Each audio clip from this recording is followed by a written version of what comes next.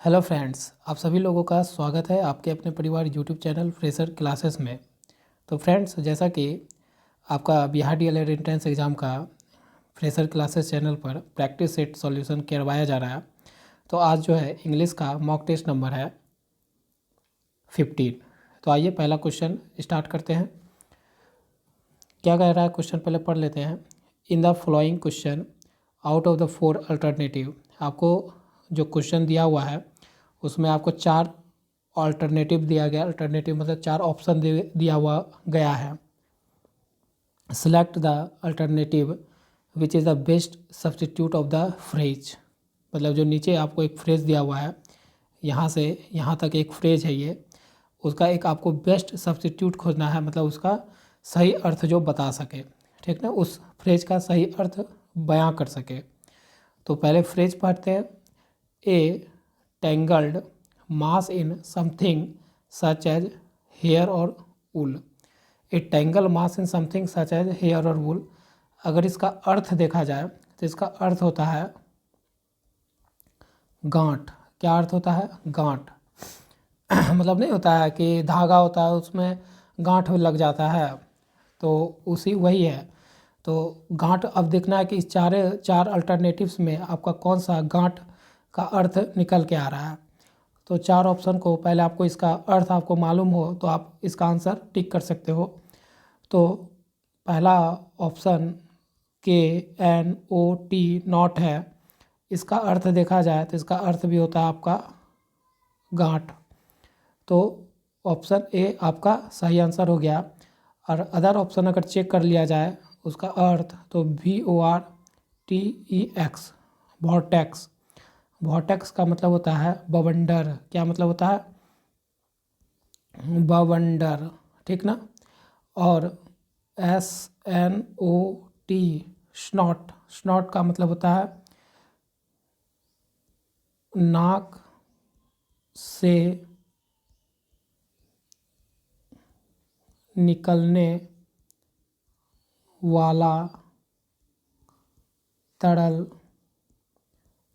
पदार्थ। नाक से जो तरल पदार्थ निकलता है ना, उसी को बोलते हैं स्नॉट। और देख लेते हैं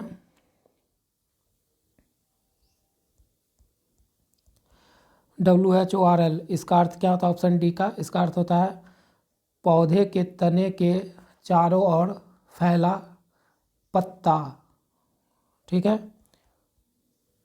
पौधों के तने के चारों ओर फैला पत्ता, ठीक ना, या पत्ते कर लो। तो ये आपका, मैंने पूरे पहले तो फ्रेज का मैंने अर्थ समझा कि गांठ होता है, और 4 ऑप्शन में 4 अल्टरनेटिव्स में जिसका अर्थ गांठ निकलता था वो ऑप्शन हो गया नॉट। और जो बचे हुए ऑप्शन थे उसका भी हम लोग ने अर्थ समझ लिया कि भविष्य में हमको काम आ जाएगा, ठीक ना। तो आप लोग इसका वर्ड मीनिंग नोट कर सकते हो अपने फेयर कॉपी में और इसका रिवीजन कर सकते हो। चलिए आगे बढ़ते हैं। अगला क्वेश्चन है, आपको ईडियम्स दिया हुआ है, ईडियम फ्रेज दिया हुआ है, उसका अर्थ खोजना है, ठीक है। तो ये इस ईडियम्स का पहले अगर हमको अर्थ मालूम हो जाए तो ये आसानी हो जाएगा। तो क्या बोल रहा है? By the skin of one teeth, इसका अर्थ क्या निकलता है? इसका अर्थ होता है बहुत कम अंतर से। नहीं होता, बहुत कम अंतर से मैच हार जाते हैं या जीत जाते हैं तो अपना उंगली क्या करते हैं? काट लेते हैं दांत से। तो वही हुआ बहुत कम अंतर से। तो अब इसका अर्थ देखते हैं, ये 4 ऑप्शन में से किसका अर्थ निकलता है? A very narrow margin. तो ऑप्शन आपका राइट डी हो गया। आगे बढ़ते हैं। आपको यहाँ पर भी एक फ्रेज दिया हुआ है, ठीक ना, और उसका सब्स्टिट्यूट खोजना है, ठीक ना। तो क्या बोल रहा है? रिलेटिंग टू और करेक्टरिस्टिक ऑफ हेल और द अंडर वर्ल्ड। कहने का मतलब एक तरह का इसका अर्थ क्या निकल के आ रहा है? भूत प्रेत का, जैसे पैशाचिक जो होता है, पैशाचिक, ठीक ना। इसका अर्थ, पूरे फ्रेज का अर्थ आ रहा है पे सा चिक, मतलब भूत प्रेत से कुछ जुड़ा हुआ। अब अगर इसका पिशाचिक हो रहा है तो अर्थ देख लेते हैं कि 4 ऑप्शन में इसका अर्थ कौन दे रहा है, पिशाचिक अर्थ, ठीक है ना। तो पिशाचिक का जो अर्थ दे रहा है इस 4 ऑप्शन में वो आपका दे रहा है इनफेर्नल। क्या दे रहा है, इन्फेर्नल उसका अर्थ दे रहा है। तो ऑप्शन आपका राइट डी हो गया।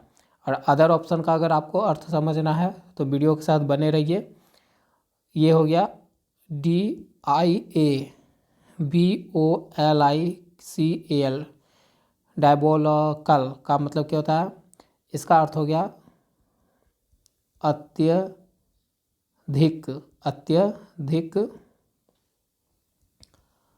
बुरा। और देखते हैं इल्यूशिम का मतलब हो गया स्वर्गिक। इल्यूशिम का मतलब हो गया स्वर्गिक। और देखते हैं एक और है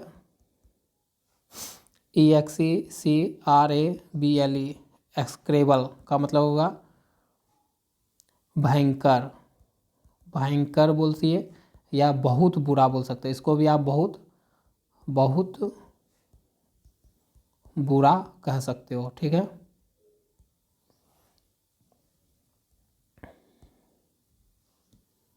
बहुत बुरा, ठीक ना। तो सब्स्टिट्यूट का हम लोग ने अर्थ फ्रेज का सब्स्टिट्यूट खोज लिया। पूरा ये यहाँ से यहाँ जो फ्रेज है इसका अर्थ हो रहा है पेशाचिक। और यहाँ ऑप्शन में से इन्फीरियर का भी अर्थ होता है पेशाचिक। तो ये इसका आंसर हो गया, ठीक है। आगे बढ़ते हैं। Select the most appropriate word to fill in the blanks. आपको खाली जगह को यहाँ पर दिए खाली जगह है, इसको भरने के लिए आपको एक सूटेबल वर्ड खोजना है 4 ऑप्शन में से।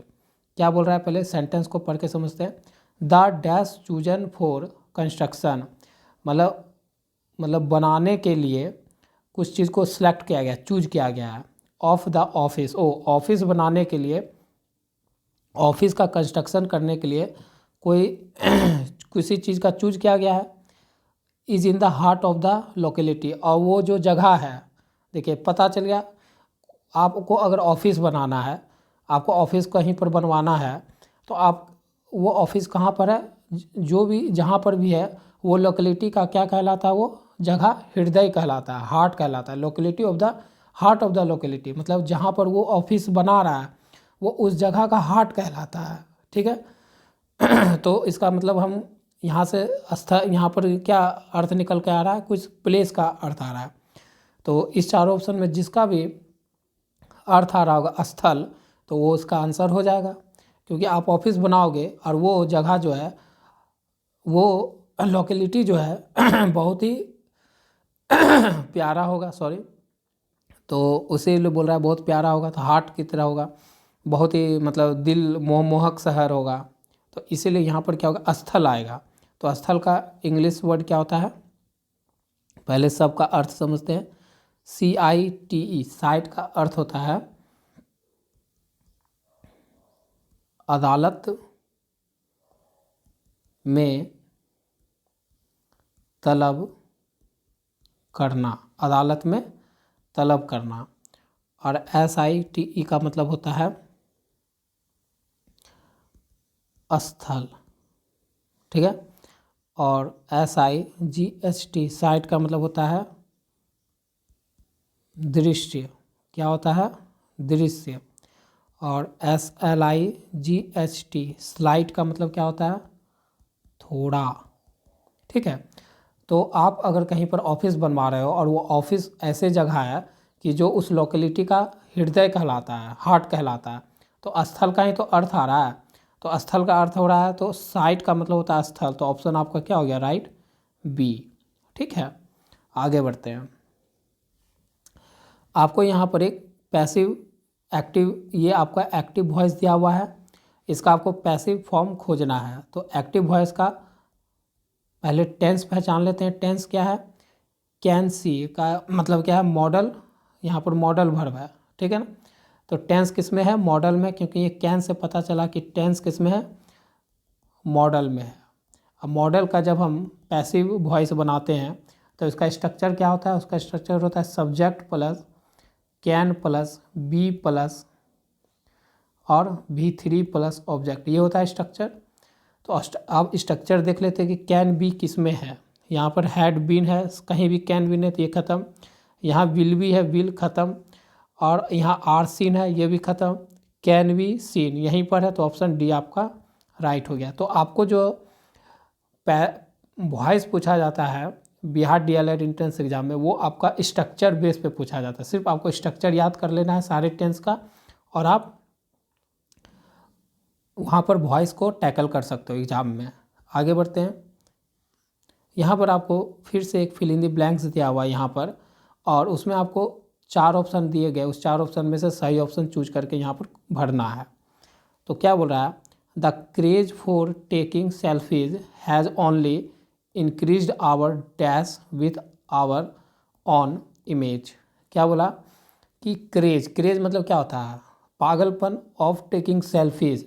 आज का समय का ये क्वेश्चन एकदम आज के युवाओं पीढ़ी के लिए ये क्वेश्चन, कि आज जो है सेल्फी लेने का एक तरह का लत है, हैज़ ओनली इंक्रीजेज आवर, जो सिर्फ हमारे क्या चीज़ को बढ़ा रहा है, विथ आवर ऑन इमेज, जो हमारे सिर्फ इमेज, अपने इमेज लेने पे इंक्रीज कर रहा है। अगर इसका सही अर्थ निकाला जाए तो सेल्फी लेने की क्या दीवानगी ने हमारी अपनी छवि के प्रति हमारे जुनून को बढ़ा दिया है। ठीक है, तो यहाँ पर जो है सेल्फी लेने की दीवानगी ने हमारी अपनी छवि के प्रति हमारे जुनून को बढ़ा दिया है। हमारे क्या किया है, जुनून मतलब सनक को बढ़ा दिया है। The craze for taking selfies मतलब सेल्फी लेने की जो दीवानगी है, क्रेज मतलब दीवानगी, हैज़ ओनली इंक्रीज आवर ने हमारी अपनी छवि, in with our on image मतलब ने हमारी अपनी छवि के प्रति हमारे डैश को बढ़ा दिया है। क्या बढ़ा दिया है, जुनून को बढ़ा दिया है। तो यहाँ पर ऑप्शन आ रहा है जुनून। तो जुनून 4 ऑप्शन में से किसका अर्थ निकल रहा है, हमको अर्थ मालूम होना चाहिए। तो देखिए POSSESSION पोजीशन का मतलब होता है कब्जा। ठीक है, मतलब किसी पे अधिकार। तो ऐसा तो नहीं है कि हमारा सेल्फी लेने का जो दीवानगी है वो हमारे अपने आप पे अधिकार होता है, ऐसा कुछ नहीं है। आगे बढ़ते हैं। ऑब्सेशन का मतलब होता है शनक या दीवानगी। तो आपका ये सही आ रहा है, तो ऑप्शन बी आपका राइट हो गया। और 2 ऑप्शन बचते हैं, उसको भी कर लेते हैं। एक्सप्रेशन का मतलब क्या होता है, एक्सप्रेशन का मतलब अभिव्यक्ति। कोई भी चीज़ को आप क्या करते हो, जब बयां करते हो उसे बोलते हैं एक्सप्रेशन मतलब अभिव्यक्ति। और हो गया इम्प्रेशन का मतलब हो गया प्रभाव छोड़ना। ठीक है, तो यहाँ पर हमारी जो सेल्फी लेने का जो दीवानगी है हमारे अपनी छवि के प्रति क्या हुआ, हमारे जुनून को क्या है, जुनून को बढ़ा दिया। इंक्रीज आवर ऑब्सेशन मतलब अपनी दीवानगी को बढ़ा दिया। तो ऑप्शन बी राइट हो गया। आगे चलते हैं। यहाँ पर आपको इनडायरेक्ट स्पीच मतलब नरेशन का ये प्रश्न है, जिसमें आपको ये वाला डायरेक्ट स्पीच दिया गया है, उसका टेंस पहचान लीजिए थोड़ा।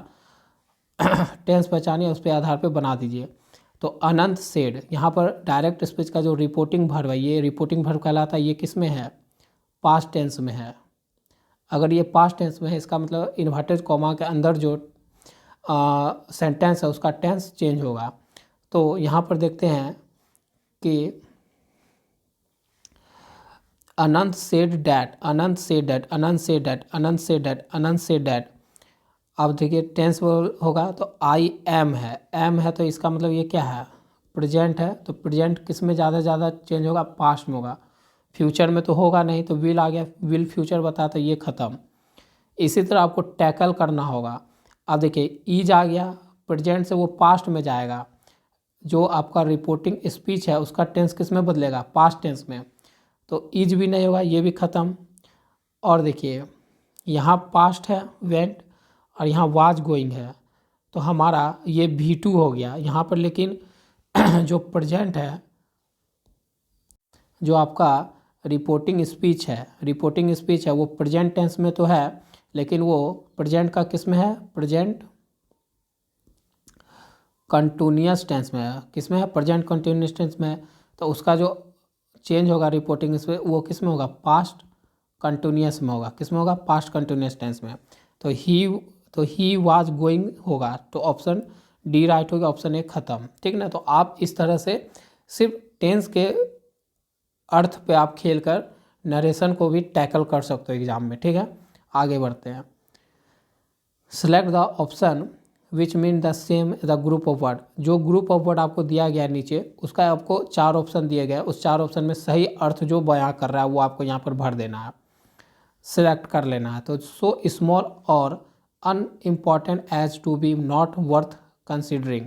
कहने का क्या अर्थ हुआ, कहने का अर्थ हो गया कि जिसका कोई महत्व ना हो। सो स्मॉल और unimportant as to be not worth considering. ठीक है, मतलब जिसका क्या हो, महत्व ना हो। तो महत्व नहीं हो तो अर्थ, इसमें से 4 ऑप्शन का अर्थ देख लेते हैं और देखते हैं कि किसका अर्थ निकल रहा है कि जिसका कोई महत्व ना हो। तो FEASIBLE फिजिबल। फिजिबल का अर्थ होता है आपका संभव। क्या होता है, संभव। और NEGLIGIBLE नेग्लिजिबल का मतलब होता है जिसका कोई महत्व ना हो, जिसका कोई महत्व ना हो। तो ऑप्शन आपका राइट हो गया बी। ठीक ना। और बचे हुए ऑप्शन देख लेते हैं। इनविंसिबल। इनविंसिबल का मतलब क्या होता है, अजय। इसका मतलब होता है अजय। और PLAUSIBLE प्लॉसिबल का मतलब क्या होता है, प्रशंसनीय। प्रशंसनीय। ठीक है। तो यहाँ पर निकला सो स्मॉल मतलब छोटा और अनइम्पॉर्टेंट। यहीं से बात पता चल रहा है कि अनइम्पॉर्टेंट का मतलब क्या होता है, जो जरूरी ना हो। As to not worth considering, उसको कंसीडर में लाने की कोई ज़रूरी नहीं होता है, नहीं समझा भी जाता है, तो उसका मतलब होगा निग्लेजिबल, जिसका कोई महत्व ना हो। ठीक है, आगे बढ़ते हैं। द मार्क इतना आर, ये क्या है, कॉमा, इन्वर्टेड कॉमा बोलते हैं ना इसको, क्वेश्चन मार्क या इन्वर्टेड कॉमा। तो आपका ऑप्शन डी हो गया। आपको यहाँ पर फिल इन दी ब्लैंक्स दिया गया, इसको सही ऑप्शन 4 ऑप्शन दिए गए, उस 4 ऑप्शन में चूज करना है। ठीक है, क्या बोल रहा है, the thief was taken to the police station. जो चोर है उसको कहाँ लाया गया, पुलिस स्टेशन लाया गया। ठीक, लाया गया था। But the dash revealed nothing, लेकिन वो क्या किया, कोई भी चीज़, रिवील्ड का मतलब क्या था, खुलासा। कोई भी चीज़ का, नथिंग मतलब कोई, कुछ भी खुलासा नहीं किया। तो खुलासा नहीं किया होगा कब, जब उससे इंट्रोगेशन हुआ होगा, उससे पूछताछ किया होगा, तभी ना वो पूछताछ में कुछ भी खुलासा नहीं किया होगा। तो यहाँ पर ऑप्शन क्या हो जाएगा, ऑप्शन बी। क्योंकि इंट्रोगेशन का मतलब क्या होता है, पूछताछ। ठीक है, तो चोर को जब पुलिस स्टेशन लाया गया था और उससे पूछताछ हुई, तो वो उस पूछताछ में रिवील्ड का मतलब कोई खुलासा, कुछ खुलासा नहीं किया। तो यही सही अर्थ बैठ रहा है, तो यहाँ पर इंट्रोगेशन हो जाएगा आंसर। और अदर में चले, अदर का देख लेते हैं अर्थ। प्रोवोकेशन। प्रोवोकेशन का मतलब क्या होता है, इसका मतलब होता है उकसाना। क्या मतलब होता है, उकसाना। और ऑब्जेक्शन, ऑब्जेक्शन का अर्थ क्या होता है, आपत्ति। और डिस्कशन का मतलब क्या होता है, चर्चा।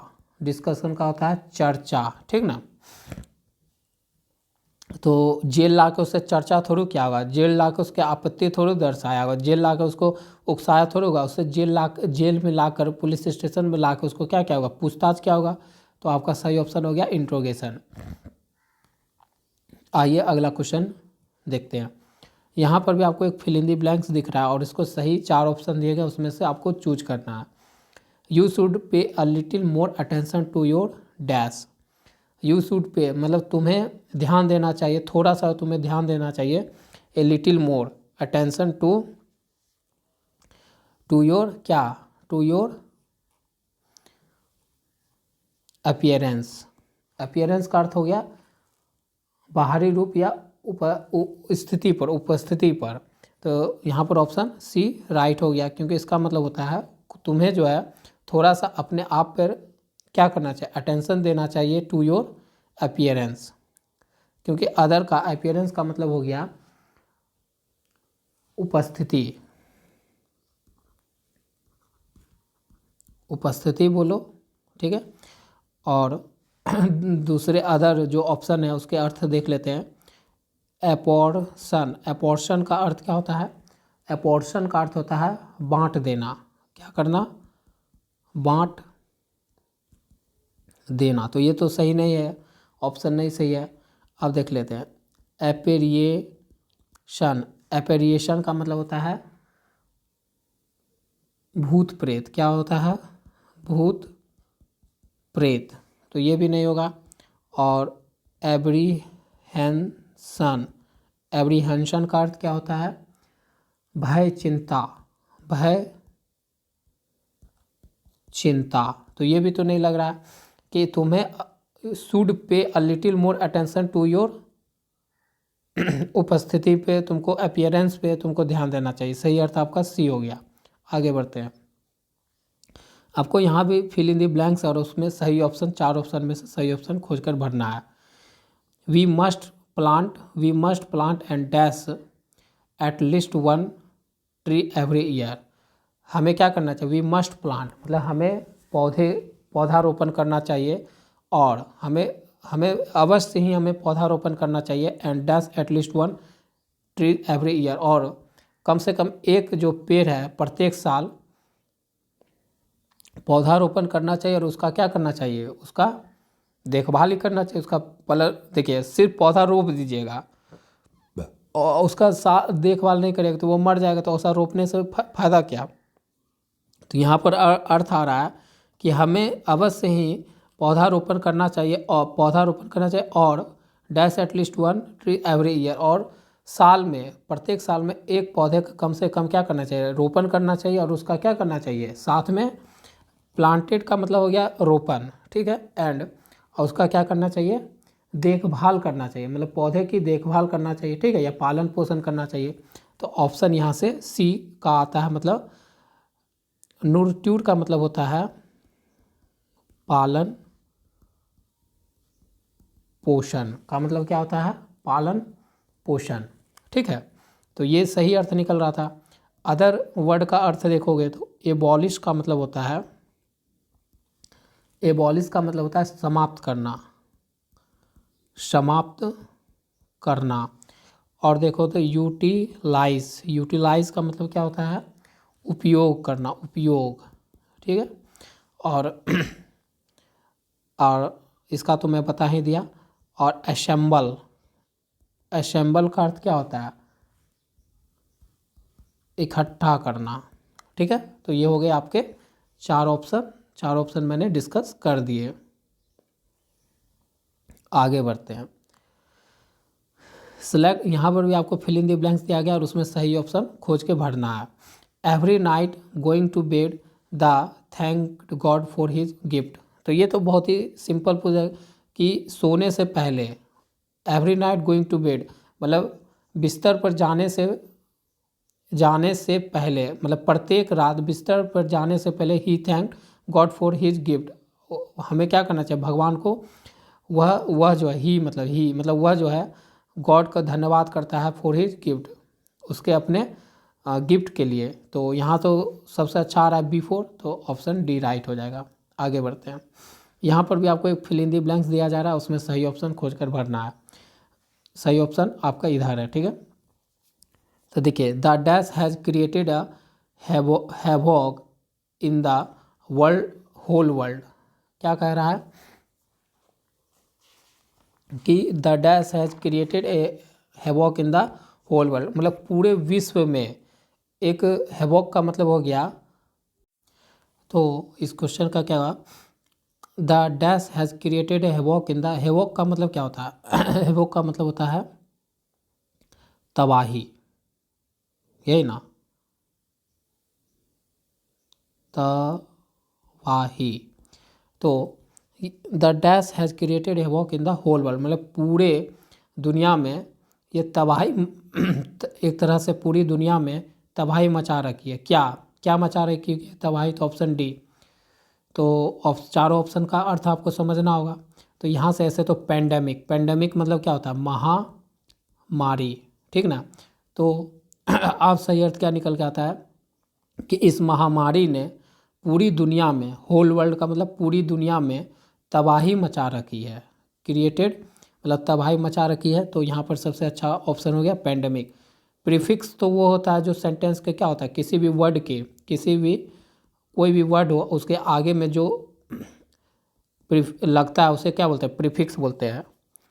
पेनोरो पेनोरामगा, पेनोरामगा का मतलब होता है, इसका अर्थ क्या होता है? इसका होता है किसी बड़े क्षेत्र का दृश्य। पेनोरामगा का मतलब होता है PANORAMGA। पेनोरामगा का अर्थ होता है किसी बड़े क्षेत्र का, किसी बड़े क्षेत्र का दृश्य, ठीक ना। और पेंटोमीमी का मतलब होता है मुखवाचक। पेंटोमीमी का मतलब क्या होता है? मुखवाचक, ठीक ना। तो यहाँ तो सही अर्थ हमारा निकल रहा था महामारी, जो पूरी विश्व में तबाही मचा रखी है, एक महामारी। यहाँ पर आपको नॉन फिनाइट वर्ब खोजना है, ठीक है, सेलेक्ट करना है आपको नॉन फिनाइट वर्ब। तो नॉन फिनाइट वर्ब वो वर्ब होता है जो मेन वर्ब की तरह काम नहीं करता है सेंटेंस में, ठीक है, मेन वर्ब को छोड़कर। तो इसमें देखेंगे तो मेन वर्ब की तरह काम नहीं करता है। तो ये तीन तरह के होते हैं। एक होता है जीरेंड, एक होता है जीरेंड जो नाउन की तरह वर्क करता है, इसका स्ट्रक्चर होता है वर्ब प्लस ING। एक होता है पार्टिसिपल, ये एज अ एडजेक्टिव की तरह काम करता है और इसका वर्ब प्लस ING भी होता है और वर्ब प्लस मतलब वर्ब का तीसरा रूप भी होता है, ठीक है। और एक होता है इनफिनिटिव, ठीक है, ये होता है 2 + V1 के फॉर्म में और ये वर्क करता है नाउन के तरह। तो यहाँ पर ए ट्री है, ए ट्री के बाद ये क्लाइंबिंग आया और क्लाइंबिंग देखिएगा तो CLIMB + ING से मिलकर बना हुआ है। तो एक नाउन की ये आगे जब कोई भी चीज़ आता है तो वो एक नाउन की क्या बता रहा है? विशेषता बता रहा है। तो विशेषता बताने के लिए एडजेक्टिव है, तो यहाँ पर ये क्या हुआ? पार्टिसिपल। और पार्टिसिपल हमारा क्या होता है? एक नॉन फिनाइट वर्ब होता है, ठीक ना, ये एक नॉन फिनाइट वर्ब होता है। तो देखिएगा तो क्लाइंबिंग एक हो गया ऑप्शन, इसमें भी क्लाइंबिंग, इसमें भी क्लाइंबिंग, इसमें क्लाइंबिंग। तो क्लाइंबिंग तो एक हो गया, नॉन फिनाइट वर्ब में क्लाइंबिंग आ गया, ठीक है। ए ट्री टू प्लक, देखिए 2 + V1, तो ये भी प्लक भी हो गया। तो यहाँ तो प्लक है नहीं तो ये खत्म, ये सिंगल प्लक, ये भी ऑप्शन खत्म। इसमें थ्रिलिंग ये प्लक, इसमें भी है क्लाइंबिंग है, तो ये भी आपका नॉन फिनाइट वर्ब हो गया, नॉन फिनाइट वर्ब हो गया। Mango is a thrilling experience, experience आपका क्या हो गया? एक तरह का नाउन हो गया। नाउन के पहले ये थ्रिलिंग है जो एडजेक्टिव की तरह काम कर रहा है। और थ्रिलिंग में देखोगे THRILL + ING जुड़ा हुआ है, तो ये वर्ब है और उसमें ING जोड़ देते हैं। अब वो वर्क करे कैसा? एडजेक्टिव की तरह, तो वो क्या कहलाता है? पार्टिसिपल। अब पार्टिसिपल आपका क्या होता है? एक नॉन फिनाइट वर्ब होता है। तो यहाँ पर तो ऑप्शन डी राइट हो गया। जो बच्चे हमारे प्रीवियस से तैयारी करते आ रहे होंगे 1.5 मंथ से मेरे साथ बने होंगे इंग्लिश वीडियो में, तो उनको अब नॉन फिनाइट वर्ब ये सब डर मन से निकल गया होगा, है कि नहीं? जिनका निकल गया वो कमेंट करके ज़रूर बताएं। अब यहाँ पर एक अंडरलाइन वर्ड दिया गया है, गिवन सेंटेंस है, ठीक है, जो आपको एक नीचे सेंटेंस दिया है उसमें एक अंडरलाइन वर्ड दिया गया है। उस वर्ड का आपको क्या खोजना है? टाइप काइंड ऑफ वर्ब खोजना, मतलब वो किस तरह का वर्ब है। तो she went to fetch, to के बाद फेच आया है, इसका मतलब 2+V1 है, इसका मतलब ये क्या है, इन्फिनेटिव है। इन्फिनेटिव होता है क्या हमारा, नॉन फिनाइट वर्ब होता है ना। तो फिनाइट तो होगा नहीं, नॉन इन्फिनाइट वर्ब है, और ये किसके तरह वर्क करता है, एज अ नाउन की तरह वर्क करता है। तो जीरेंट तो है नहीं, पार्टिसिपल है नहीं, तो इन्फिनेटिव है, तो आपका ऑप्शन डी राइट हो गया। देखिए कितना सिंपल आपसे पूछा जाता है। फिर यहाँ से आपको एक फिल इन द ब्लैंक्स है, ए फ्यू बॉयज, ये तो एक नियम है कि ए फ्यू के बाद अगर नाउन जो है, यहाँ पर बॉय नाउन है, अगर नाउन प्लुरल आए तो इसके बाद यहाँ पर जो वर्ब आएगा वो भी कैसा लेगा, वो प्लुरल रहेगा। ये रूल है, तो रूल याद कर लीजिए कि ए फ्यू के बाद अगर नाउन आपका प्लुरल हो तो वर्ब कैसा आएगा, प्लुरल आएगा। तो यहाँ पर ये सिंगुलर है तो हैव आपका प्लुरल है, ठीक है। अब पास्ट में आपको नहीं जाना, ये सेंटेंस आपका प्रेजेंट में है,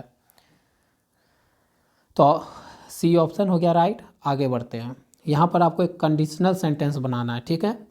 तो I always took my umbrella if it, took से पता चल रहा है V2, अब V2 यहाँ पर क्या है, पास्ट टेंस में है, ठीक है। तो V2 बता रहा है कि ये सेंटेंस जो मेन क्लाउज है वो आपका पास्ट टेंस में है, तो इफ़ वाला जो क्लाउज होगा वो भी किस में होगा, पास्ट टेंस में होना चाहिए। यही कंडीशन सेंटेंस का रूल नियम कहता है। तो रेन्स, ये तो प्रेजेंट में, ये ख़त्म, ये सिंपल रेन है, ये भी प्रेजेंट में, ये ख़त्म। विल रेन फ्यूचर है, ये भी ख़त्म। तो आपका पास हो गया रेन, रेन मतलब V2 है, तो ये आपका सिंपल प्रेजेंट टेंस में, तो आपका आंसर हो गया V2। क्योंकि मेन क्लाउज अगर पास्ट टेंस में है तो कंडीशनल क्लाउज मतलब इफ क्लाउज भी आप किस में होना चाहिए, पास्ट टेंस में। आगे बढ़ते हैं, डायरेक्ट स्पीच को इनडायरेक्ट स्पीच में बदलिए, ठीक है। जैसे हिज अंकल से to him I have bought a new bicycle for you today. Today का यहाँ से, टुडे का मतलब होता है डैट डे, टुडे का मतलब होता है डैट डे। तो यहाँ पर टुडे ये ख़त्म, प्रीवियस डे ये ख़त्म। देखिए दो गो में, तो इससे देखिए, इससे भी आपको पकड़ना है, ठीक ना। पूरा सॉल्व करने नहीं बैठना है, आपको दिमाग खेलना होगा, स्मार्ट वर्क करना होगा। तो डैट डे दो ही ऑप्शन में, तो दो ऑप्शन छट गए।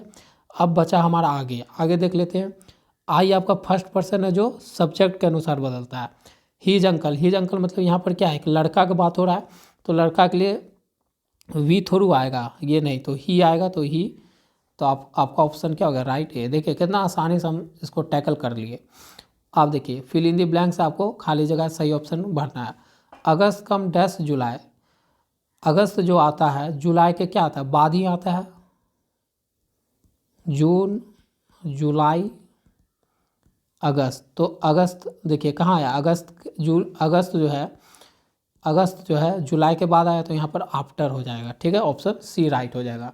तो इस तरह से मैंने आपके 20 आउट ऑफ 20 क्वेश्चन जो इंग्लिश के जो लेवल होता है इंग्लिश का बिहार DLED में पूछने का, वो लेवल का मैंने मॉक टेस्ट आपको करवाया है। प्रीवियस ईयर 2023 का मैंने सारे सेट करवा चुका हूँ इस चैनल पर। तो जो भी बच्चे नए जुड़े हों और वो तैयारी कर रहे हो बिहार DLED 2024 को क्रैक करने के लिए, फोड़ने के लिए, तो वो सारा वीडियो प्रीवियस जाकर देखिए, प्लेलिस्ट में है, और आपको ज़रूर इससे हेल्प मिलेगा। तो आप लोग ज़रूर जुड़िए, चैनल को सब्सक्राइब करिए, और नोटिफिकेशन का बेल आइकन नए बच्चे ज़रूर प्रेस कर लीजिए, जिससे कि आपके पास अगले वीडियो का नोटिफिकेशन पहुंच सके। और मैथ का भी चल रहा है, सारे subject, reasoning, science, English, math. अब ये 3 सब्जेक्ट कंप्लीट हो गए, मैथ अभी स्टार्ट हुआ है। तो मैथ में भी आप जाके, जल्दी देरी नहीं हुआ, मैथ में भी अभी से देखोगे तो आपका इंटरेस्ट बढ़ेगा, ठीक है। और एक बात पे अगर आप मेरा ये मानोगे तो आपको बहुत हेल्प मिलेगा। आप अभी तैयारी करने जुड़े हों, सही है, ठीक है। आपको ये नहीं सोचना है कि इतना वीडियो में हम कैसे देखेंगे, 26 वीडियो पड़ा हुआ है प्लेलिस्ट में हर सब्जेक्ट का, तो हम कैसे देखेंगे। तो डीमोटिवेट नहीं होना, आप करोगे तभी होगा। रामदेव बाबा का एक था ना कि करने से ही होगा, क्या होगा, करने से ही होगा। तो आपको करना होगा।